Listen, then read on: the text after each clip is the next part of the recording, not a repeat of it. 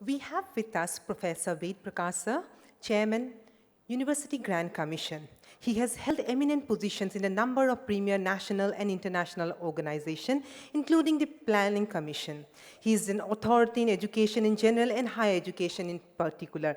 परम आदरणीय केंद्रीय गृह राज्य मंत्री श्री किरण रिजिजू जी, Shri R.S. Moshahari, former governor of Meghalaya, respected Jafar Sreswala ji, Chancellor Maulana Azad National Urdu University Hyderabad, respected Mr. Haq, Chancellor of University of Science and Technology Meghalaya, Mr. Ashish Chauhan, Dr. Banerjee, Dimple Kapani, invited guests, भाइयों और बहनों, मुझे आज इस programme में शामिल होते हुए बहुत खुशी हो रही है। जब मैंने ये राष्ट्रीय इंस्टीट्यूट ऑफ स्किल एजुकेशन के बारे में सुना और मुझे पता चला कि वो तालीम की ताकत के बैनर के नीचे पूरे राष्ट्र के अंदर एक चेतना जगाने का प्रयास कर रहे हैं, तो मैंने भी इस मुहिम में अपने आप को जोड़ने की कोशिश की और उसके लिए मैं जफ़र सरेसवाला साहब और बहन डिम्पल कपानी का अत्यंत आभारी हूँ। वैसे तो तालीम की जिम्मेदारी समाज के 4 अलग अलग अंगों के ऊपर होती है। उसमें से एक जो प्रमुख अंग है वो होता है राष्ट्र। व्यक्ति को शिक्षा प्रदान करना स्टेट की जिम्मेदारी होती है, ऐसा मेरा मानना है। लेकिन समाज को शिक्षित करने में राष्ट्र के अलावा उतनी ही इम्पोर्टेंट भागीदारी होती है समाज सेवकों की और समाज सेविकाओं की।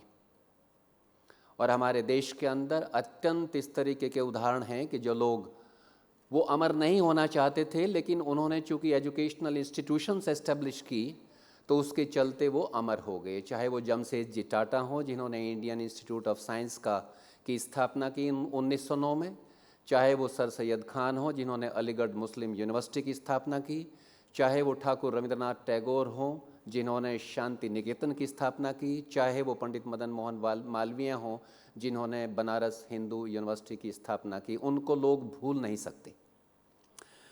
इसी श्रृंखला में तीसरी जिम्मेदारी अभिभावकों की होती है और अभिभावकों को एक दिशा देनी होती है अपने बच्चों को। बच्चा उस श्रृंखला में सबसे बाद में आता है और अगर किसी भी समाज के परिवार की आप इतिहास अगर आप देखें तो दुनिया के अंदर वो ही परिवार आगे बढ़े हैं जिन घरों में शिक्षा को सर्वोच्चतम प्राथमिकता दी गई है। और इसी पे जफ़र साहब ने इबादत की बात की तो मैं आपको एक शेर सुनाता हूँ कि इबादत के लिए काफ़ी नहीं तस्बीह घुमा देना, इबादत के लिए काफ़ी नहीं तस्बीह घुमा देना, किसी मंदिर या मस्जिद में जाकर सर झुका देना। इबादत है किसी भूखे को 2 रोटी खिला देना, इबादत है किसी नंगे को 2 कपड़े दिला देना, किसी बर्बाद को आबाद कर देना इबादत है, किसी निरक्षर को साक्षर कर देना इबादत है। ये असली मायने में जो ताकत होती है, असली मायने में बच्चे का जो सशक्तिकरण होता है वो धन दौलत से नहीं होता, वो शिक्षा के माध्यम से होता है। और अगर शिक्षा को हम सर्वोच्चतम प्राथमिकता दें तो निश्चित रूप से हमारा देश, हमारा समाज, हमारी कौम आगे बढ़ेंगी। और किसी भी राष्ट्र के लिए ये अत्यंत आवश्यक है कि समाज के सभी वर्गों को साथ साथ बढ़ाया जाए। जैसे आदरणीय प्रधानमंत्री जी कहते हैं कि सबका साथ सबका विकास। अगर समाज में या राष्ट्र में कुछ चिन्हित लोग ये सोचते हों कि अगर हम आगे उठ जाएंगे तो समाज आगे उठ जाएगा या राष्ट्र आगे उठ जाएगा, कोई राष्ट्र इस तरीके से आगे नहीं उठा है, कोई समाज उस तरीके से आगे नहीं उठा। हम सब लोगों को इकट्ठा होकर आगे बढ़ना है। भारतवर्ष कि आज़ादी को आज 69 वर्ष हो चुके हैं, और 69 वर्ष एक बहुत किसी भी राष्ट्र के इतिहास में बहुत लंबा इतिहास नहीं होता। मैं आज़ादी के बाद वाले इतिहास की बात कर रहा हूँ, लेकिन इस राष्ट्र में जहाँ 18% लिटरेसी रेट होता था, आज 72% लिटरेसी रेट हमारे देश में है। तो हम लोगों ने एक बहुत लंबी यात्रा तय की है, लेकिन काफ़ी कुछ तय करना आवश्यक है। हमारे यहाँ सिर्फ 2,20,000 प्राइमरी स्कूल्स होते थे। आपको हैरानी होगी कि हमारे यहाँ उस वक्त अपर प्राइमरी स्कूल्स की संख्या बहुत कम थी और सेकेंडरी स्कूल सिर्फ 14,000 थे। कॉलेजेस सिर्फ 20 थे और यूनिवर्सिटीज सिर्फ 20 थी और कॉलेजेस सिर्फ 500 थे। आज हमारे देश के अंदर 6,72,000 से अधिक प्राइमरी स्कूल्स हैं। मैं उन स्कूलों की बात कर रहा हूं जो राष्ट्र के द्वारा स्थापित किए गए हैं, राज्यों के द्वारा स्थापित किए गए हैं, समाज के प्रतिष्ठित व्यक्तियों के द्वारा स्थापित किए गए हैं। उसी तरीके से आज विश्वविद्यालयों की संख्या 823 और कॉलेजेस की संख्या 39,863 हो गई है। लेकिन इसके बावजूद भी अगर उच्च शिक्षा में आप देखें तो उच्च शिक्षा में हमारी भागीदारी उस स्तर की नहीं है जिस स्तर की भागीदारी विकासशील देशों के अंदर है। और उसमें अगर और थोड़ा सा गहराई से आप जाना चाहें तो आपको पता चलेगा कि हमारे देश के अंदर कुछ ऐसी पॉकेट्स हैं जहां पर उच्च शिक्षा में बच्चों की भागीदारी इतनी बेहतर है जितनी किसी भी विकसित यूरोप के मुल्क की हो सकती है।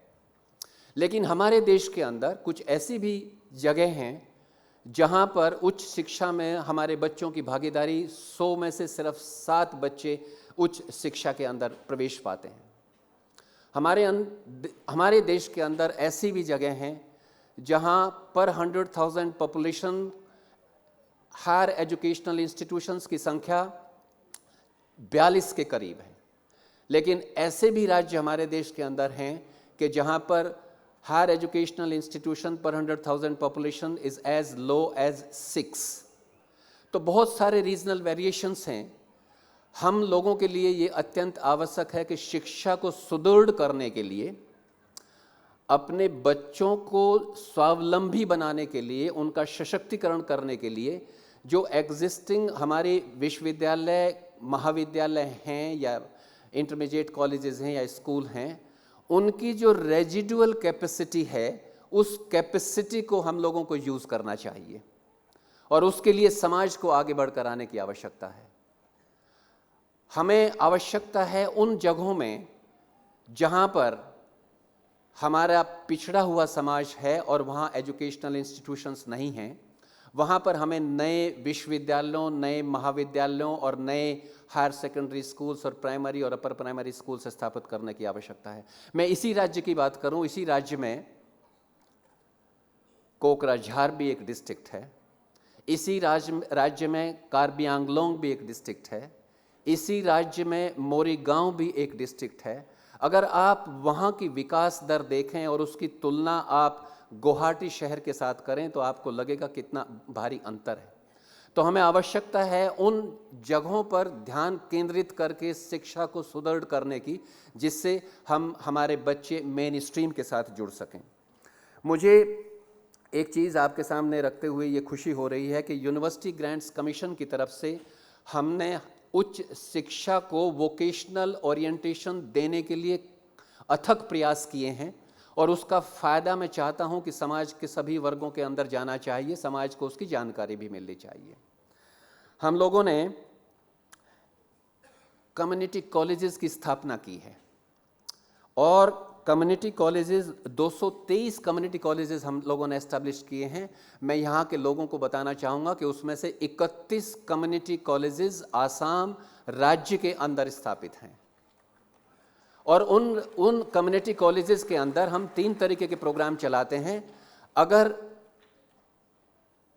लोअर ऑर्डर के स्किल एक्वायर करने की बात है तो वो 6 महीने के अंदर सर्टिफिकेट प्रोग्राम हम चलाते हैं। अगर डिप्लोमा लेना है, साल के अंदर जो डिप्लोमा दिया जाता है उसके अंदर हम डिप्लोमा प्रोग्राम्स भी चलाते हैं और उसी के अंदर हम एडवांस लेवल डिप्लोमा प्रोग्राम भी चलाते हैं।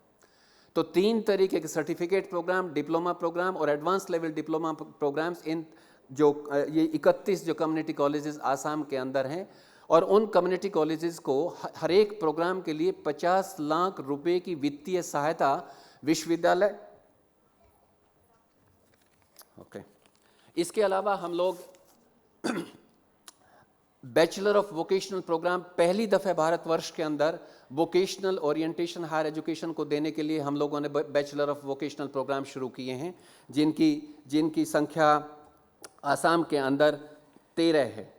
दो कौशल केंद्र हम लोगों ने यहाँ एस्टैब्लिश किए हैं और कैरियर ओरिएंटेड प्रोग्राम, जो बच्चे ग्रेजुएशन कर रहे हैं उसके साथ साथ स्किलिंग के लिए वो प्रोग्राम ले सकते हैं, उनकी संख्या 93 है। हम लोग 582 करोड़ रुपए स्किलिंग के ऊपर विश्वविद्यालय अनुदान आयोग की तरफ से उच्च शिक्षा के अंदर लगा रहे हैं।